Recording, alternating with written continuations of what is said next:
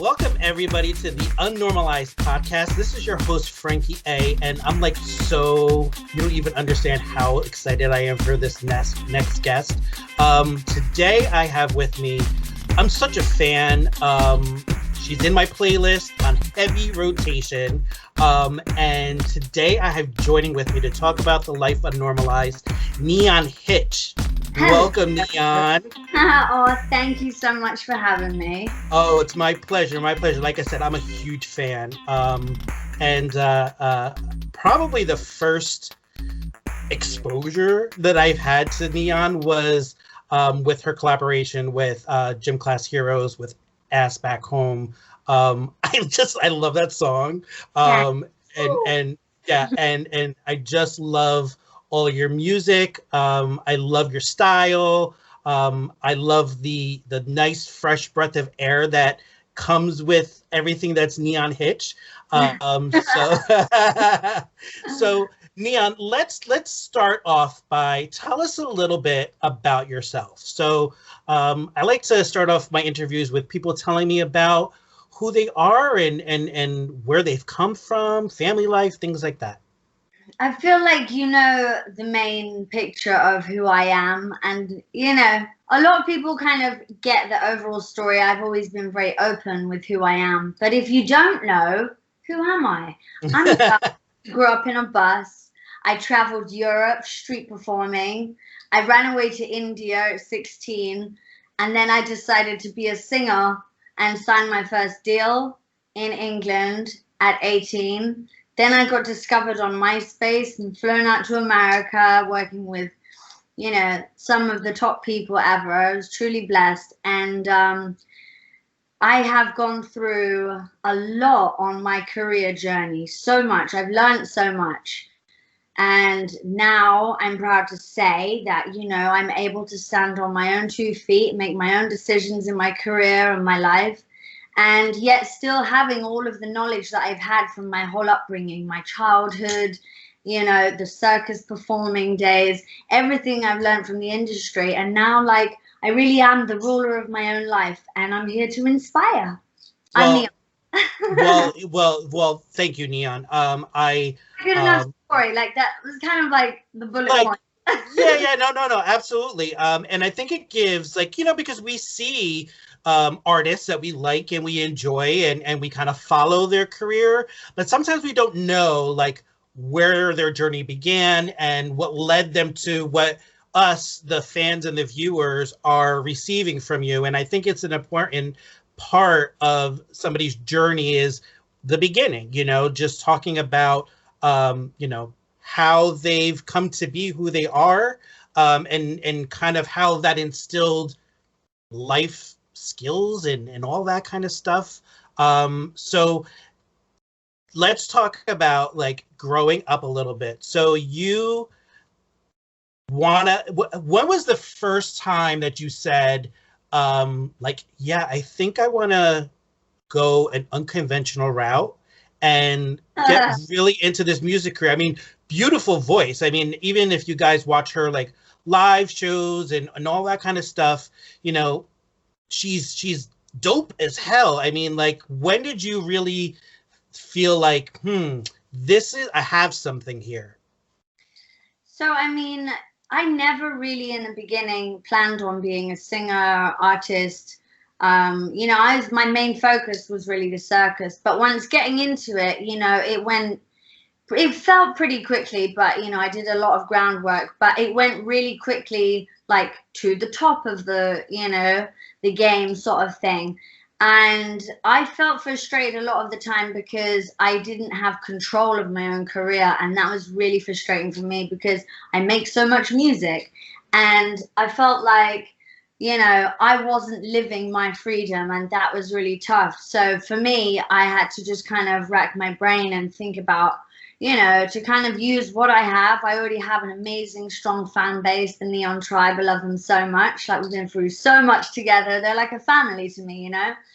And so I realized what I do have, And I thought, oh, you know what? Like, I gotta just do this on my own. And I built fan label, and I have like a community. We are Neon, and I've been releasing music independently for the last few years now.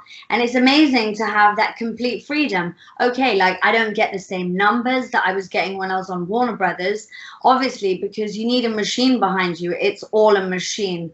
A lot of don't know, but it's a complete machine. You could be the dopest but have no money to back your project, and no one will know who you are, you know. Or you could be not very talented but have the great machine behind you, and you're, you know, hot shit.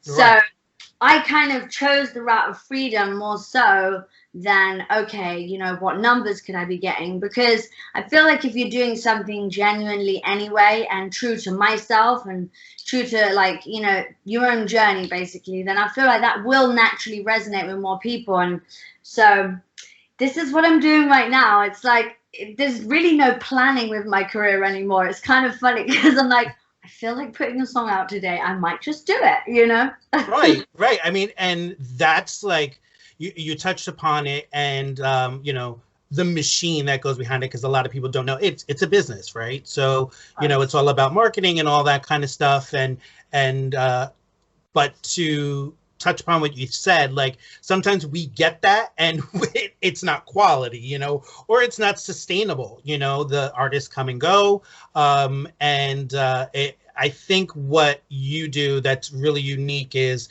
and it transpires to the music and what we get as the viewers, is that genuine artistry. I think you're a phenomenal storyteller. When I speak to people like yourself that really resonate with me, I always tell them that they're the true storytellers, right? So, and I get that sense from when I listen to your music that it's not just like ear candy, what I call it. It's actually something that people can connect to on a very basic human level. And it's a really good, refreshing story that you kind of took that leap, right? So you could have went that, you know, while the career circus and all that is very unconventional, and getting into like the music industry, and then kind of battling it back and saying that, you know, I need to have the freedom to, you know, create great work for people. And, you know, I think that's, for me, more important than the numbers. And I think people connect to that. And that's probably why you have such a great following, and such a great career path. I mean, you've done some really great work, not only with yourself, but some you said like top-notch people out there. And so like, what was that like? So like, what was your like big break into all of this? I do think there's been like one big break, you know, like back in the day before America, I was signed to Mike Skinner, The Streets. And so I was on their label for a while, and I was doing like the UK scene thing, and like we opened up for 50 Cent, and there was like little dribbles of, you know, stuff here and there. And then I went to the States and worked with another big buzz. And then like, working with Busta Rhymes, I was like, that's it. I've made it. I was like, I've made it. Okay. That's it. Like, you know, like, I'm extremely humble. I've been humbled actually, but like I geek out. Like I get so excited, you know, every time something new happens in my career. I'm like, oh my God, you know, like a little girl. But yeah, like working with Busta Rhymes, I think that was like, that's still mind blowing today. I'm like, oh my God. I went in the studio, I came up with this lyric, and then he's singing this lyric on a song with me. I was like, wow, that's beautiful, you know? So, yeah, so many things. I don't think there's been one thing, you know? It's just kind of continuous flow of random magical things. Well, you know what? It's, you know, the universe gives you back what you put out there. And obviously, you know, being so humble and, you know, wanting to just create some beautiful artistry for us. I think that is a testament to like why people want to work with you. I mean, I get geeked out. I'm geeked out right now that I'm even talking to you, because I am such a fan, you know, and I really think that, you know, when we're talking to people about making unconventional, unnormalized decisions with your life, I think your story is kind of what that's all about, Neon. And that's kind of having this magnetic pull to the things that, like, that inner voice that you have inside of you, that, you know, I think we all have this like creative being that lives inside of everybody, and sometimes we don't listen to that. We kind of get into the trappings of life and in the world, and saying, you know, that's just like a fleeting thought, or, you know, I really can't do anything with that, I can't make anything out of that. And I think people get so hung up on trying to chase the quote unquote normal that they don't explore that. It's your conscious telling you that there's something greater. And I think taking that leap like you have, right, and is a story that people could see success. They could see that it's done really well, right? And that if you beat to your own drum, you know, you don't necessarily have to fall into like you said, like a machine or a system. It's about, you know, exploring those things that are telling you that this is where you're meant to be, the right place at right time. So yeah, and like a lot of the time I felt like I could handle my career on my own because I oversee everything anyway. It's all my vision, you know, like I write the story of the video, I come up with the songs and the lyrics and the concepts, and I dress myself, and I, you know, create my own style. Like I've had other people that help, but essentially everything is from me anyway. So, you know, I've always been kind of used to just doing my own thing creatively. So yeah, I mean, doing it on your own, it's a lot more work. But for me, I find it's like, well, I'm just living my life, you know? It's not right. like, oh my God, I have to like turn into this person. I'm like, I wake up Neon, it's my real name. I can't really avoid it. You know, so yeah, just honestly, it's kind of, it's quite silly having this much freedom. Like, I'm like, what do I do? You know? Well, that gives you like the I mean, the room. Well, for us, being talking selfishly right now, we're going to get some really awesome work from you because of that fact. And Yeah. you know, and that to me is sustainability, right? So Yeah. It that's gives you more time to think of other projects and what you want to be doing, doesn't it? right, absolutely. And I can attest to this. This is a very little small show with big guests, and you know, and it's sometimes you just have to take a leap and pursue it and explore it. I mean, the worst thing that can happen is it's not going to pan out, but at least that you've given it that real effort, and you can kind of feed that creative being that lies inside of you. So Neon, how talk to me about, okay, because we're like really in a really interesting time, and I guess for someone like yourself that does and I have to say, I deal with guests and I deal with like management and all that kind of stuff. People, when this girl tells you that she does everything on her own, I mean, it was direct contact and communication and setting it up with her and all that kind of stuff. And Yes. I appreciate that because she's a busy girl and she's got a lot going on, and she's, you know, taking everything that, you know, is involved with her career and really managing it herself. So like how, I manager, yes. right. So like how do you find the balance like now in such a crazy time that we're in? Um, do you feel like it hasn't hindered your career or what you do creatively so much because you do things like releasing music as you feel, you know, creating all the creative around it? Is it harder in this kind of like environment to do something like that? Or, you know, now that you're kind of, you know, have the reins by your hands, kind of, is it easier to manage through some of this unsettling time in your career? Because I talked to a lot of people like in stage and acting and stuff like that, and it's really come to like a grinding halt for them. So Yeah, I mean, I think it affects everybody essentially, you know. For me, it's affected that there's no performances really happening, you know, and I really miss that.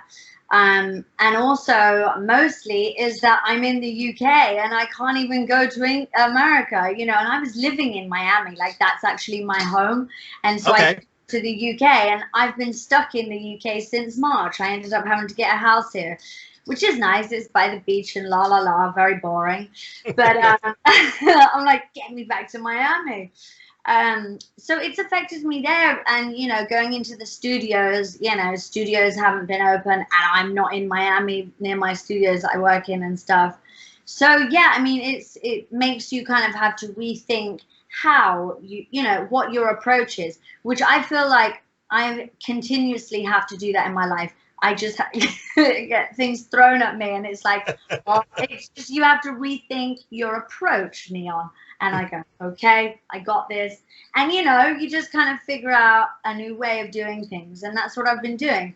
My mum gave me this CD of all this old music of mine, like the first ever music I made in the UK before I went to the States. So I've been doing albums of them. I'm selling them exclusively. There's only 301 I'm going to ever make. And there are albums, 12 tracks, and each one is like different playlists. And I'm doing all this shit myself. I'm mad. I just love these little ideas, you know. So basically, I've called it the Vintage Collection, and there's only 301 ever made. And I'm just having people directly message me if they're interested, and I'll tell them more details. So that's one little thing I've got going on. I'm also in talks about making a docu-series of my life, which nice. I think is exactly what I need, because I already have the story, I already have the footage of my life, and then I want to put my music throughout, you know, and you can't, no one else can do that apart from me, because it's my story and my footage and my journey to share. And I feel like, you know, you said I was a storyteller. I really am, and I have like the footage to show it too. So as well as I'm working on my first book right now, which is like, I would say half done, working on my book. And then I feel like, well, you know, a docu-series show is what really ties it all together, you know, because a lot of people, I'm a bit of a mystery, but I think with this, it would kind of connect the dots and people will be like, oh yeah, that makes sense. And then people will just be inspired and learn. And I think there's a lot you could take from it. So I'm sending it out to the universe that it's going to happen. Girl, it's going to happen. Let me tell you, because I mean, that is a lot. That's an undertaking. But I am like so excited for all that stuff. You know, being I'm having a baby, no big deal. Wait, say that again. On the side, I'm also having a baby. Wait, what is this like? How many months are you? I'm 17 weeks. I just publicly about it, and I've been getting like loads of support. It's so cute, yeah. Oh my goodness. Well, as a parent, let me tell you, there is no greater role than being a parent, and your kids are going to have like a phenomenal story to kind of follow about their mom. I mean, I'm so excited for you. And it's a really boring lockdown, but I've made it not boring. I for some reason, Ian, I think we're gonna see a lot of little ones popping up because of this pandemic. So I want to talk about the music because I am such a fan. I mean, Gold, Yard Sale, Colors, Fuck You Better. I mean, Devil. I mean, like, what goes behind, I mean, like, not just like the production value of it, but just, I mean, it's like, there's certain artists, like, you can hear one or two tracks and like you're done. But with UNeon, like, all of your albums, I literally can listen from first track to last track, and it is the story for me. But it's also like every track is kind of something a little different. And it's, for me, it's hard to put you in like a label or a genre because there's so many different flares of a lot of different influence. So what goes behind some of the tracks that you kind of create? Give us a little insight about like the creative process. Yeah, so I like all of my music to be different. It's really hard for me to stick to one style, you know, one genre. That's just not me. I'm more eclectic. But each song has like a different creative process. So sometimes I'll just have like this story in my head, like, you know, something I've experienced recently or a long time ago that I just have to write about. And then, you know, I'll go into the studio with a producer, and, you know, he'll kind of go through sounds until I feel something. I go, okay, that one. And then I'll start singing it, and, you know, just kind of like meshes together. Yeah, some, like, I like just writing songs on the piano myself, like just in my own zone. But yeah, they're all stories. I can't help but be a storyteller. I've got, you know, I've seen so many things and done so many wild things that, you know, I have to talk about it, don't I? Well, you know, I think that I'm super excited about like what the future holds for Neon, and I love a person besides being, you know, at the level of fame that you have, that really inspire me in a conversation. I'm a creative person, and just hearing your story about like kind of go balls to the walls. Like if you have ideas and you have a vision, to explore that and nurture that, and you know, the people will receive it if it's genuine. And I think that's why you probably have such a great following and fan base, is because people connect to it. And nowadays, people really need people like Neon and music and creativity to kind of get them out of this whole doom and gloom that we're faced with. A lot of it, isn't that? Oh dear. Right. And music is such a healer, though. You know, music is so powerful. We all need music. Right, and Great story to that, and then you're off. you're right, and it kind of transports you into a different place, a different mindset. And in my business, we call that mindfulness practice. So for all you people out there, it's something that you can, you know, download everything that Neon has, and I trust and believe that it will take you on a journey. It will take you on take you on a journey. That is so true. Right, and it does for me, you know, and I'm sure I'm not the only one that feels that way. And no, said that though. That's like, that really makes sense. Thank you. Yeah. Right, because it does. It takes you on a journey. Like sometimes I drive a lot for, you know, during my job, and sometimes it's 1 or 2 hour commutes, and I'll put on some Neon and on a shuffle, and it's just like, I don't know. It just it's just something like, you know, I really enjoy the music, and I love now knowing that a lot of what we see out there, video wise, music wise, all that kind of stuff is your own creative vision. Yeah. And I have much respect for you. that. So talk to me, like who does Neon have in her playlist? That's what I'm interested to know. Do you know what? Like, I'm so random with music. I kind of go through these phases where I just don't really listen to music. And, like, I'll listen to meditation music and, you know, like yoga music, and just kind of more about, like, the frequencies. You know, I'm really into listening to, like, binaural beats and frequencies, and kind of just tapping into, like, the energy, you know, and not getting swayed by what a song might possibly say and it pisses me off or something, you know. So more about kind of like music for your energy. So I'm kind of in that vibe right now, so I'm not down with like what's hot right now, but yeah, maybe check back. No, I love that. I love that because I practice I'm a mindfulness cognitive behavioral therapist. So that's a lot what I do with people is explore different things, like different meditation techniques, binaural beats. I love. I think I do singing bowls, which is I love Tibetan bowls. Love it. So I kind of like make that part of my journey and part of like my daily practices. So I love, because most people don't know what binaural beats are. So you had me like when I was like, oh shit, yeah, okay, girl. Yeah, absolutely.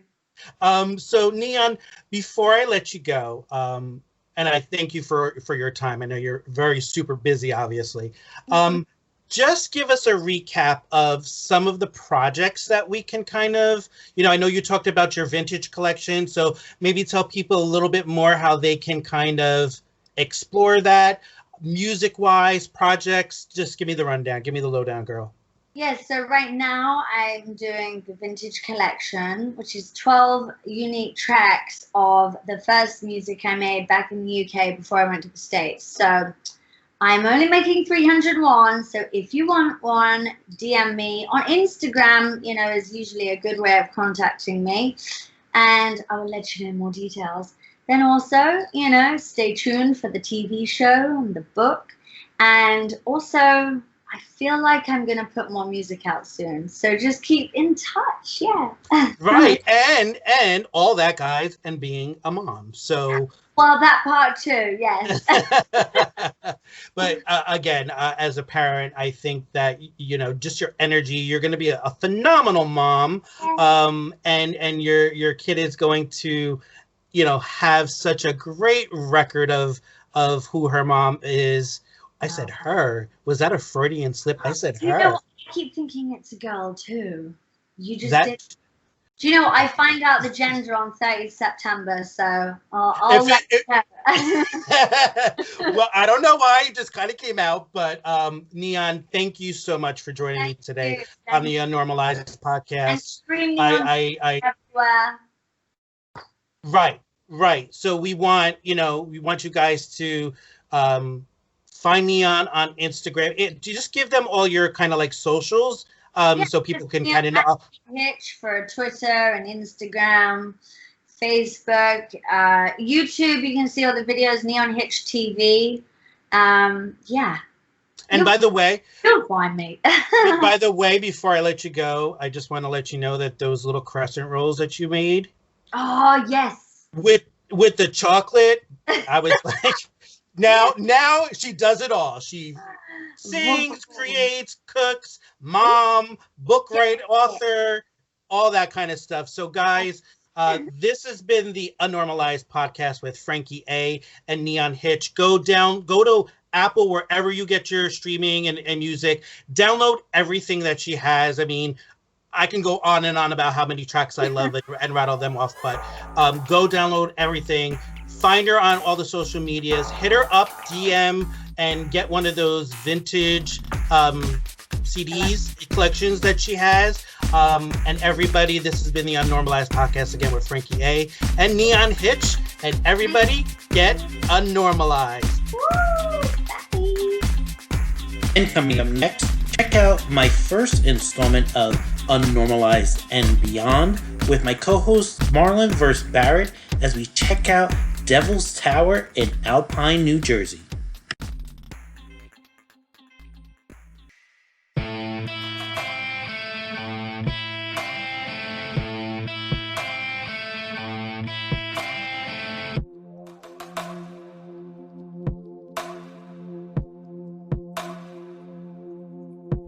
Welcome to the Unnormalized podcast. This is your host Frankie A and co-host VS Barrett. Today we're starting a new segment called Unnormalized and Beyond. Cue the spooky music. So for our first, I guess, on location interview, or it's not really interview, it's just kind of like what we're going to be doing in this segment is some scary shit. Right. So we're going to be visiting some notoriously known paranormal, haunted by urban legend type of situations or locations in our own backyard here in New Jersey, New York, Pennsylvania. So today this evening we're at the infamous Devil's Tower. So I'm going to give you a little bit of history on why this really odd structure is here. We're in Alpine, New Jersey, which is one of the most expensive zip codes, supposedly according to Forbes magazine. 4.2 million. 4.2 million just to start at like a small house. It's actually quoted as to be the neighborhood of hip hop's elite. Like Jay-Z's supposed to have a house around here, so That's where we saw the house. the houses here are bonkers big, like I've never seen. So in the middle of this little, probably 20 home neighborhood, there's this really odd structure.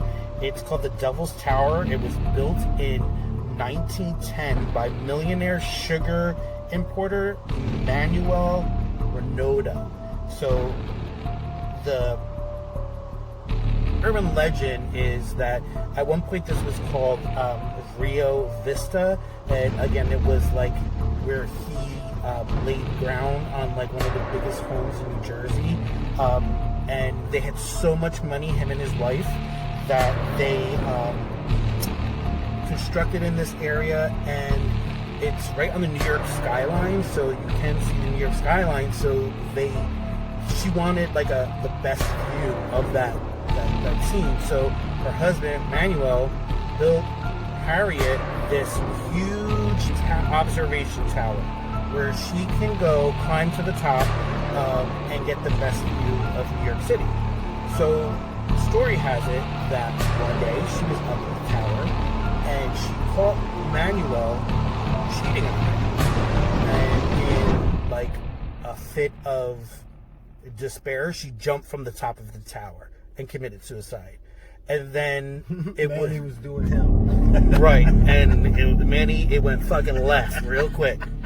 So over the years the neighborhood kind of built up, and they built basically their neighborhood around the tower. It's like literally smack dab in the middle of the road. Like that's the first thing you see coming into like this complex, this big tower. Like, and it's massive. We're not talking it's like some little rinky-dink tower. It's a full legit fucking tower. And over the years they've shut it down. It's all boarded up and gated up, but to keep the restoration up, they have to, maintain it. And a couple of construction workers over the years have been on the top of the tower doing restoration work, and it fell to their death. So we're gonna go check this thing out. The story is that, it's a very big paranormal spot. It's almost like the paranormal dial to the unknown. So the whole thing about it is you're supposed to walk around the tower backwards, which is going to be a mission. And supposedly after walking around 3 times, you experience some paranormal stuff. The myth is that you'll see her from one of the windows of the tower. So we're going to check this thing out. We're going to either see if it really is one of the most scariest and haunted places in the state of New Jersey, or we're going to debunk it and give it to you real what's going on. So stay tuned. Okay, so we're here at Devil's Tower. man, I keep hearing shit. We're man. here at Devil's Tower. That's it again. We keep hearing this really weird, like almost like a, I don't know, I can't describe it. It's like a cricket. It sounds like it's not a cricket, but it's like a weird, Man. there's like weird, and I'm not making this shit up, but there's like really weird sounds that are coming from Devil's I Tower. ain't lying to y'all. I'm hearing some shit, and it ain't that car. It ain't that car. And we're like in the middle, it's hard to see, but we're like in the middle of like this really affluential neighborhood, and this thing is just Look at this. in the middle of Devil's Tower. It's just really, I don't know if it's just because it's the vibe, but it's like you hear all like these little like weird noises. So we're gonna go in the front. I mean, look at this area is like insanely like Hitch. Okay, so this is the tower that he built for his wife.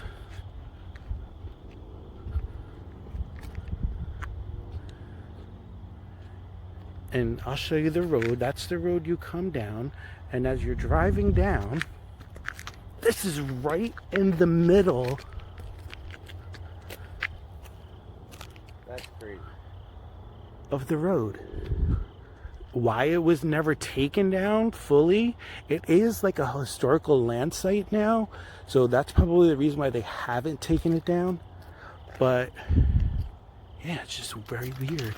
Let me see, there's like windows, and supposedly she reveals herself. So that's what it looks like from far away. I don't want to see her. I don't want to see her. Yo, that shit is crazy. All right, so let's try this. So the legend has it that if you walk around the tower in reverse 3 times, that you're supposed to, she's either reveals herself in one of the windows, some of the stories say, that people have caught like supposedly like paranormal vapors. I'm gonna see if I can get closer and see that sign right there, what it says. Yeah. They call it now the Alpine Stone Clock Tower. So like now I'm like really next to it. It's all gated. So let's do this. Let's conduct this experiment, and Yeah, because I want to leave. me and Verse are gonna do this and see what happens. I mean, I do it 3 times. and the funny thing is, if anybody's watching us right now, it's probably the most funniest shit ever. That you have this white boy and this black boy walking backwards, and if you hear me like sucking wind through asshole, it's because I'm probably doing the most cardio that I have in like a very, very long time. So now we're like, the front side is like lit up, but the back side is like dark, except for some of the light that's coming from the inside. So that's basically the only light that we have, is that light right there. What's that? What's that? What's what? What's that? Is that reflection on my light? Where? Right there. What is that? I don't know. Hold I on. don't know neither. What is that? A little spot? I don't know. Yeah. That looks like it's like kind of like glowy. Okay. I don't know. No, I don't know. I'm just gonna go with it. Something that it's not. And I guess places like this. Okay. No, I'm not down. Yeah. You heard that, right? Yes. It almost sounded like a window opening. For real. See, we didn't even get by around this shit one time. Maybe it's birds.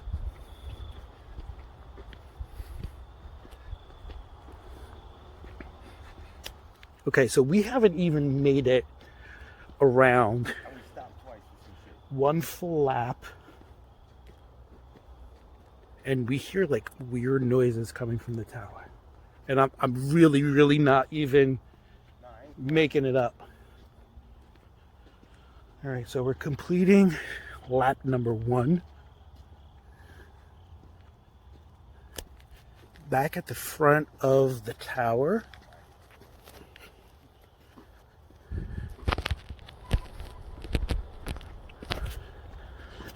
And what's weird is the front of the tower is lit up. It's Not where we're hearing the. When we get on the dark side of it. Yeah, you hear shit when it goes back there.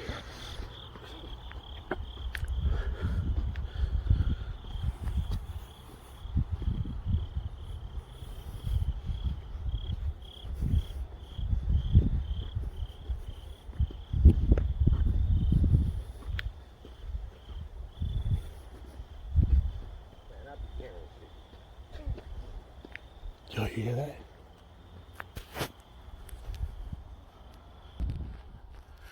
Yo, this shit's crazy. Let's do this. See? You heard that? It's where we get on the backside.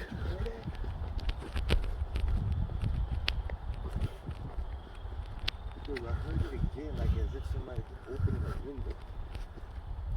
See?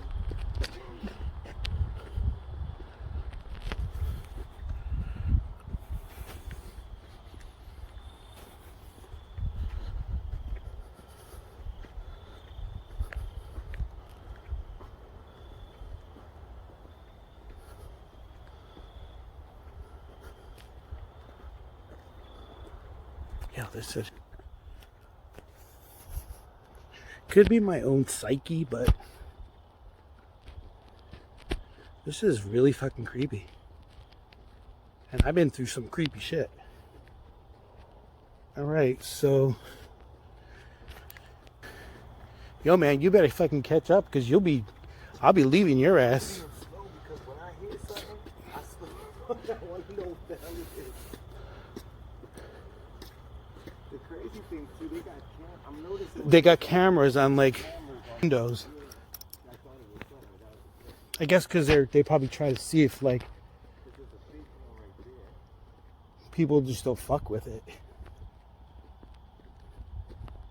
But like what I don't get is why would, and I know I keep saying it, but why would they leave this here is what I don't understand. And the township of Alpine spends money to keep this shit here. Maybe they feel like this is around them, maybe this is scary. Well, I wouldn't think it would scare people. I would think it'd be more like attract people like you and I. No, that's true. So, alright, so we're on the backside again. Here.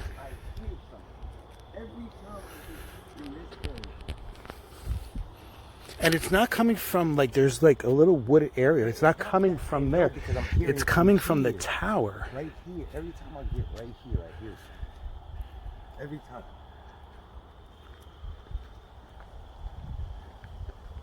See? See? It almost sounds like two sounds. So it's like, sounds like almost like a rock hitting. Yeah. Or and like a window. And then there's like another sound where it's like almost like a wooded window.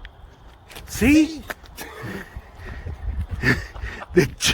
I wish I could play the sound for you because like I'm not even gonna walk backwards anymore. No, I'm not walking backwards. I'm done. It's like, so you guys can't see it, but No, I'm done. it's like on this backside Now I'm done. is where we see it or hear it. I'm sorry. And it's always right over there. We got to do one more lap. All right. We'll do it walking. We'll do the front ones because It doesn't even matter. I don't want to complete We the just rest. walked Wait, up. Are we gonna do this last one frontwards? Because I don't want. We did 3. We did. No, this would be 4.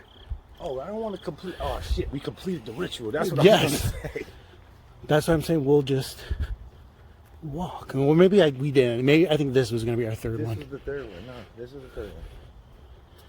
But like so I could big. see why they tell you to walk backwards because you get kind of like dizzy a little bit. You get dizzy, so you're already gonna be You're- in a certain state. Right. You're like feeling. It's easy for you to like, and then you're gonna hear something. So it's like, It's just so odd that we don't hear it when we're walking in the front. It's in the back when it's dark. yeah.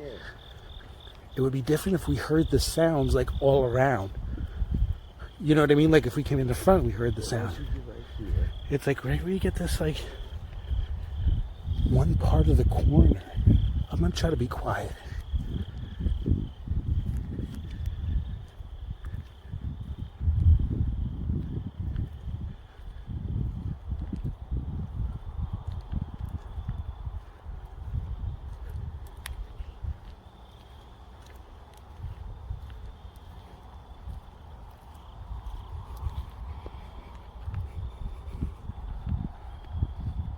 Yeah, that's enough. I'm done.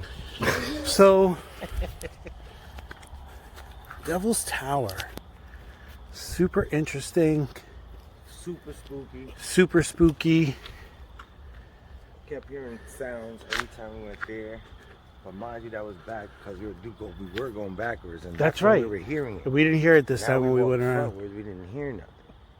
But walking backwards, I heard something every time I went in that corner. That for a fact.